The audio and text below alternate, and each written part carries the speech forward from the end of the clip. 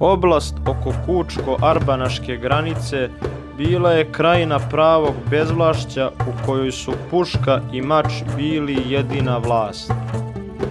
Pojedini istaknuti junaci bili su nosioci vlasti jer se njihovim mačem i puškom stvarao red, a ugledom i mudrošću utirala kavga i sporovi. U ovoj krajini se rodio i živio Goga Rašović. Bio je jedan od najboljih junaka svoga vremena. Nožem i puškom prokrčio je sebi put i stao u red prvih ljudi svoga kraja. Ali za razliku od mnogih, on se odlikovao čojstvom i plemenitošću. Prema svima i Hučima i Arbanasima i Srbima i Turcima bio je isti. Nikoga nije pitao od koga potiče i u šta vjeruje, već je li čovjek ili pogan, junak ili kukavica. Po ovome je dijelio ljude, a to je i onda kao i vazda bio najbolji aršin kojim je čovjek čovjeka mjerio.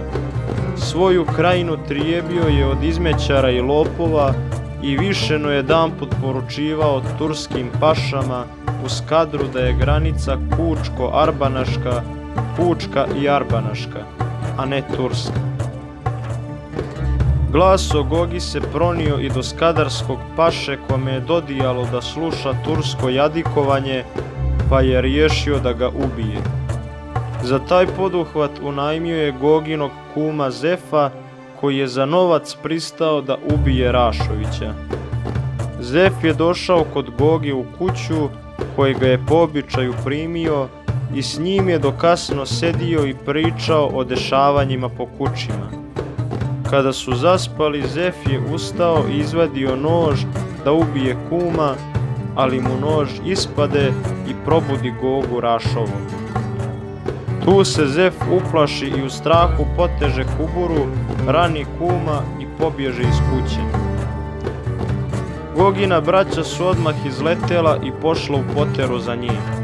Sustigli su ga kod jedne šume i doveli kući da mu lično presudi Goga.